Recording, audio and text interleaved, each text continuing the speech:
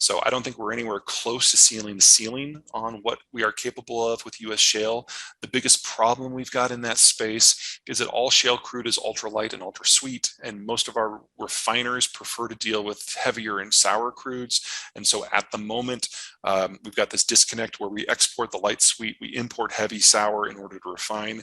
Now, those are becoming closer and closer and closer as refineries are admitting in ever larger volume that we're never going back, and that they will always have access to light sweet, and they won't necessarily have access to heavy sour.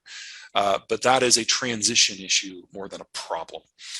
Canada is probably maxed out. They're probably not going to get another pipeline through the United States within the next decade, which means everything has to be shipped by rail, and the rail export routes are running at capacity. We would have to add significantly more infrastructure to get more from them, something the refineries are really upset about because Canada provides that heavy sour that they like. The Canadians do have a pipeline that's supposed to come online next year called Trans Mountain that is supposed to export via the Pacific coast, but the British Columbia government and a number of NGOs and some First Nations are doing everything they can to make sure that that pipeline never operates. So I have very low confidence that we'll actually get there, which means that Alberta's probably producing about as much as they're ever going to. I think it's stable, but I don't think it's going to rise. As for the rest of the world, Venezuela has largely fallen off the map. Their exports are now down below 500,000 barrels a day. They've basically become a non-factor. The skill sets have atrophied. They haven't trained anyone new in the last 10 years. A lot of the skill set folks have left. And in fact, in order to pay its back debts to Russia's Lukoil, and Rosneft, they had to hand over control of Citgo, the American refining company. And the Americans basically had a very quiet conversation with Moscow. Like, just so you know, you got two choices here. You can give that back or we'll take it. And so it was given back last week.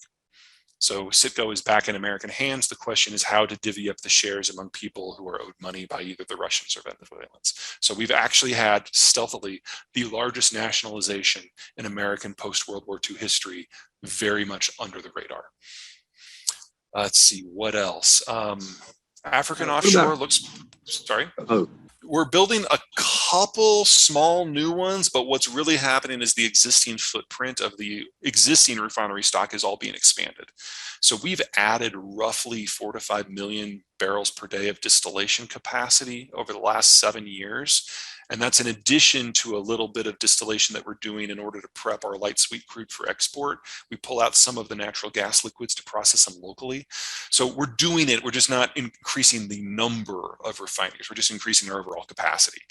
There's an argument to be made that the American Northeast and California really do need to break ground on some new refineries. But until we make it legal to ship crude from the American mid-continent there, that's probably not going to happen.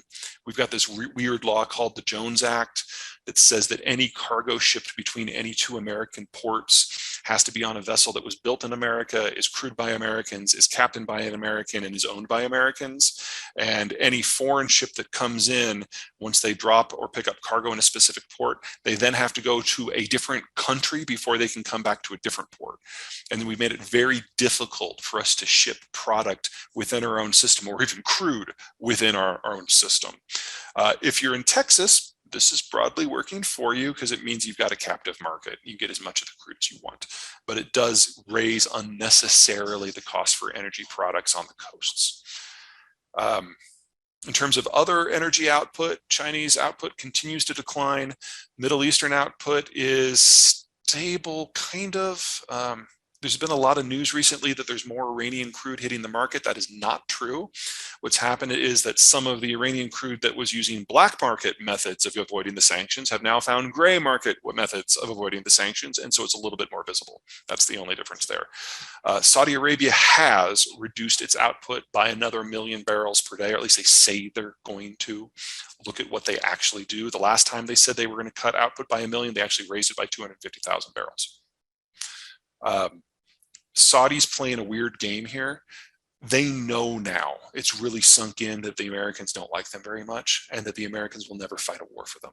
And since we were their security guarantor for the last 70 years, they need a new one. So they are experimenting with different players, the French, the Brits, the Turks, the Chinese, the Japanese, in order to find someone who might fight for their ability to be fat and live in air conditioning. It hasn't gone great. Let's start with Good. solar and wind. The American Southwest is one of the top 3 solar zones in the world, and the American Great Plains are one of 2 great wind zones in the world. And so these are areas that even with existing technology, assuming no improvements in transmission or storage, already makes sense to deploy mass volumes of capital to generate electricity in those 2 areas with those 2 technologies. Now, one of the things that the Inflation Reduction Act, an act that has nothing to do with inflation, does is it expands credit access to generation systems in the green tech space. And that vastly improves the economics for solar and wind in the United States outside of those 2 zones. So they've basically doubled, maybe even increased by 2.5 times, the land area of the United States where solar and wind make a great deal of sense. So just with this one law, we have probably enabled the United States to get roughly 1/4, maybe as much as 1/3 of their electricity from solar and wind 10 years from now. That's a really big step forward, whether you're green or you just like the math of getting free electricity. That's really helped. Nowhere else in the world near populated centers has that kind of advantage outside of Australia. And I broadly don't have a problem with that. Now, that doesn't mean that these areas are going 100% green, although places where it overlaps, like West Texas, very well may. But it does push us a lot more in the direction of energy security and a less carbon intensive system. They're not perfect technologies, but for these geographies, they're pretty close. And I've forgotten what the other 2 questions were. AI.